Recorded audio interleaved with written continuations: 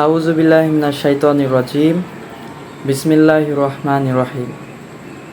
সম্মানিত দর্শক শ্রোতা, প্রিয় ভাই ও বোনেরা, সবাইকে জানাই আন্তরিক সালাম, শুভেচ্ছা, মোবারকবাদ।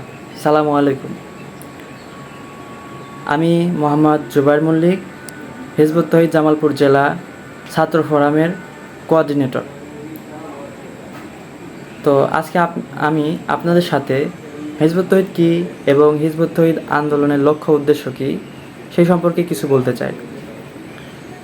হিজবুত তৌহিদ কী এটা বলার আগে হিজবুত তৌহিদ শব্দের অর্থ কী এইটাতে আসা যাক। হিজব শব্দের অর্থ হলো দল, আর তৌহিদ শব্দের অর্থ হলো আল্লাহর সার্বভৌমত্ব, আল্লাহর একত্ববাদ। তাই হিজবুত তৌহিদ শব্দের অর্থ হলো আল্লাহর সার্বভৌমত্বের দল, আর হিজবুল্লাহ অর্থ হলো আল্লাহর দল।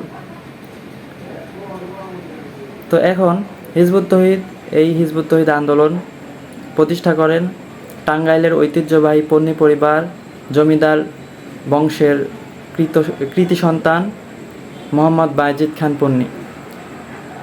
তিনি 1995 সালে এই অরাজনৈতিক আন্দোলনের সূচনা করেন, প্রতিষ্ঠা করেন। তো হিজবুত তৌহিদের লক্ষ্য কী? হিজবুত তৌহিদের লক্ষ্য হলো সেই একই লক্ষ্য যে লক্ষ্য নিয়ে আমাদের প্রিয় নবী মুহাম্মদ সাল্লাল্লাহু আলাইহি সাল্লাম কাজ করেছেন, তার সাহাবীরা কাজ করেছেন। দেখুন, আমাদের প্রিয় নবী বিশ্বনবী মুহাম্মদ সাল্লাল্লাহু আলাইহি সাল্লাম তিনি সারা জীবন ধরে মানুষের কষ্ট দেখেছেন, মানুষের কষ্টে তার হৃদয় ব্যথিত হয়েছে। তিনি চিন্তা করেছেন কেমন করে, কীভাবে মানুষের কষ্ট দূর করা যায়। মানুষের ভেতরে এত মারামারি, এত হানাহানি, মানুষের এত অভাব অনটন, জীবন্ত কন্যা শিশুকে পুঁতে ফেলা হচ্ছে। এইগুলোর মুক্তির উপায় কী? মানুষকে এগুলো থেকে কীভাবে বাঁচানো যায়? তো তিনি চেষ্টা করেছেন মানুষের কষ্ট দূর করার। তিনি হিলফুল ফুজুর নামক একটি সংগঠন তৈরি করেছেন। কিন্তু আল্লাহর হেদায়েত ছাড়া আসলে শান্তি প্রতিষ্ঠা করা সম্ভব নয়। পরে তিনি হেরা গুহায় ধ্যান করেছেন, আল্লাহর কাছে চেয়েছেন যে আল্লাহ, মানুষের মুক্তির উপায় কী, মানুষের কষ্ট কিভাবে দূর করব। তারপর আল্লাহর অশেষ রহমত, আল্লাহ তাকে হেদায়েত দান করলেন, দিন দান করলেন। তিনি সারা জীবন কষ্ট করে, সাহাবীরা সারা জীবন কষ্ট করে এই হেদায়েত এবং দিন প্রতিষ্ঠা করলেন। সাহাবীরা দেখুন, এই দিনকে প্রতিষ্ঠা করার জন্য নিজের জীবনের চিন্তা না করে তারা অর্ধ পৃথিবীতে ছড়িয়ে পড়েছেন। তারা বাড়িঘরের চিন্তা করেন নাই, ব্যবসা বাণিজ্যের চিন্তা করেন নাই। তারা চিন্তা করেছেন যে আমরা মানুষের কষ্ট দূর করব, মানুষের মধ্যে বিরাজমান সকল অন্যায় অবিচার দূর করব। এটা একমাত্র সম্ভব আল্লাহর দেওয়া জীবন ব্যবস্থার মাধ্যমে। কারণ আল্লাহ ভালো জানেন মানুষ কিভাবে চললে, মানুষের জীবন কিভাবে পরিচালিত হলে সে শান্তিতে থাকতে পারবে। তো রাসূলুল্লাহ এবং সাহাবীরা এই উদ্দেশ্য নিয়েই, এই লক্ষ্য নিয়েই কাজ করেছেন, যেন মানব জীবনের সকল কষ্ট দূর হয়ে শান্তি প্রতিষ্ঠা হয়। তো হিজবুত তৌহিদও সেই একই লক্ষ্যে কাজ করছে।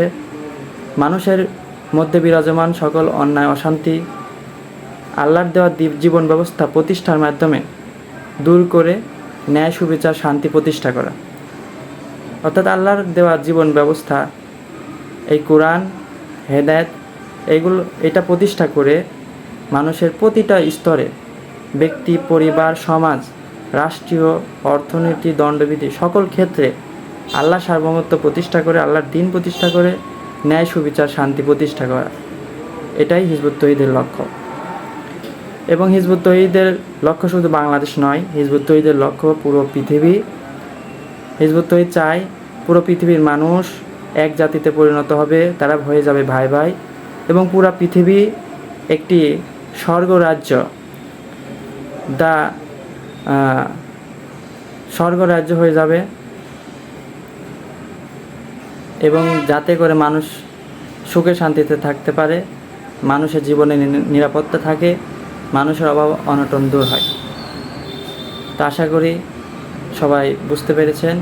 আর যদি আমার কথার ভিতরে কোনো ভুল ভ্রান্তি থাকে অবশ্যই ক্ষমা সুন্দর দৃষ্টিতে দেখবেন। আমার জন্য দোয়া করবেন। সবাইকে আন্তরিক ধন্যবাদ।